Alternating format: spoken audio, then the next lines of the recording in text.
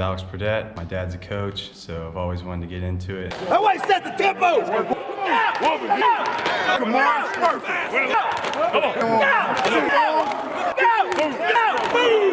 How did you get into American football? Yeah, like I said, my dad was a coach, so it was always something I grew up with, especially being from the South. It's really big down there. Everybody loves football. Right. So I remember from the moment I started, I just fell in love with the game, all my friends, the brotherhood aspect of it, and I couldn't stop. I got addicted, and I'm 27 now and can't get enough of it. Got you. Brings me to my next question. During times you're playing American football, what positions have you played? I've played all over, especially I played at a small high school. Right. So I played quarterback sometimes, receiver sometimes, linebacker, safety, punter. It's not like that everywhere, obviously. Since we were so small, we were kind of limited on the amount of kids that came out. Yep. You go to some of the bigger programs, you have just offense and defense.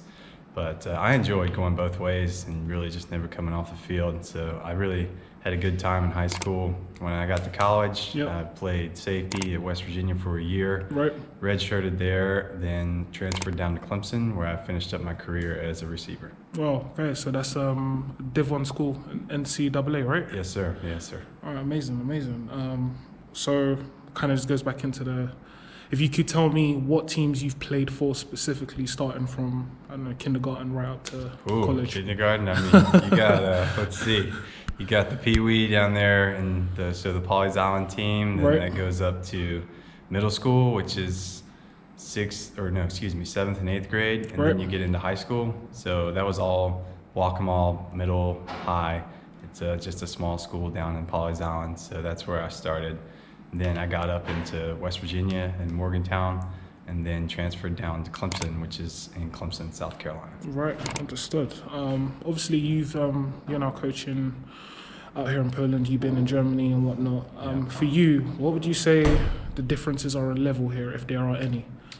Talent-wise, it's really good over here in Europe. There's a lot of guys who have a ton of talent.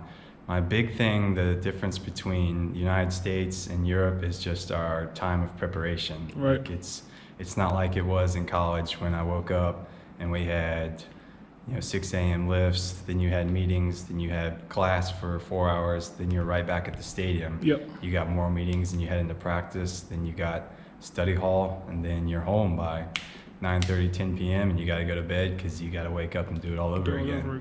Yeah, it's not like that here because you've got guys who've got school. Yep. Or they've got jobs and families. So you really have to focus on your time management, get your game plan in and your preparation and hit it and get it ready to go in those 2 or 3 days a week you have to practice. So there's a lot of talent here. It just, needs a little more time during the week to develop and whatnot. But the attitude is there. People in Europe, they love their American football, and it's really cool to see how it's growing over here. Oh, that's awesome, man. Just back to what we were talking about a second ago. Does everyone in the States start playing American football from a young age? Is it compulsory? Is it just a thing that everyone does? No, I wouldn't say that. From where I grew up, there was a lot of kids who did it, but the States are so big. You've got different sports in every region. You got kids growing up in Minnesota playing hockey. You've got kids who want to play soccer or baseball, or they've got lacrosse. I mean, you can do pretty much whatever you want in the United States. It's just, for me and in my culture of the country, it was football and baseball are probably the two biggest sports. Got it. Brings me on to my next question. What's your most memorable moment in football so far?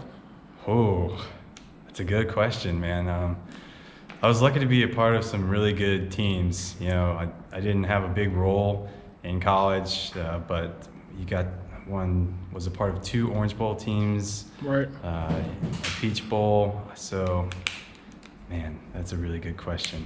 Probably, I guess, good buddy of mine, Chandler Catanzaro, kicking a game-winning field goal in the Peach Bowl against LSU as time expired. Wow. My sophomore year. Wow. That was really cool, and it was a great opportunity to be a part of something that big. Gosh, Yeah, saying that big. Those games really get filled up, don't they? I'm just trying to think. How many people were in the stadium for that? So that was LSU in the game? Georgia Dome, not the new one, but so I think the old one held about 70-something thousand. But Wow. bowl games are like that of that magnitude are really cool because they sell out. So you've got half Clemson, half LSU, Yep. or we played Ohio State in the Orange Bowl, so saw a lot of red on one side and then a lot of orange on the other. So it's really cool to be a part of that. And then obviously home games are incredible. I really enjoyed going to Georgia. It's about 90-something thousand. And I really enjoyed going to Florida State, even though we didn't have a lot of success there while I was playing. But it's a really cool stadium, not as big, Yep. but the war chant is definitely something that was really neat to be a part of.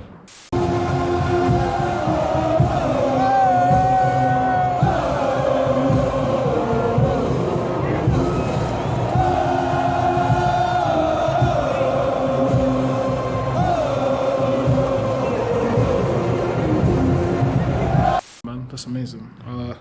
Brings me on to my next question. During the time you were playing American football, have you had any serious injuries?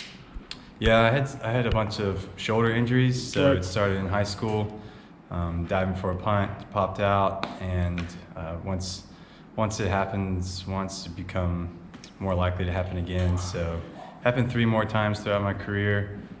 Finally at Clemson, it just slid out during a normal drill, and I decided, I can't really do this anymore. That was my junior year, so got to talk with Coach Sweeney after that, and he let me stay on as a student assistant and Right. learn from one of the greatest staffs in the country. So even though it ended my career, it was still one of the bigger blessings that has ever happened to me, and it's helped me get to where I am today. Exactly. That's really cool, Coach, man. Nice to hear that. So for you, what would you say are the ingredients of a successful football program? Like, what needs to be in place? It's got to be a positive culture. You got to Right. get everybody to buy into one goal, and I really see that here in Wroclaw. It's a bunch of guys who are good and they want to be great, and Yep. it's something that I'm really enjoying being a part of so far. You got guys doing their weights, doing their film, showing up to practice with intensity and attention to detail. So far, it looks like we've got everything here for the makings of a really great team, but it's not played on paper, and we're going to have to spot the ball here in March. So looking forward to that for sure. Got you, Coach. And lastly, I suppose I asked you, outside of football, who are you? Who am I? Yep. Oh, well, I'm a brother, I'm a son, I'm a friend, and I take that much more to heart than I am a football coach. Got I'm you. those things first, and I really enjoy just being around other people and having a good chat and a good laugh, and there's nothing better in life than that. It's about who you spend your life with, not what you do, in my opinion. So I've been blessed to be surrounded by some truly amazing people. That's real, that, Coach. Well, wish you the best of luck in the season ahead.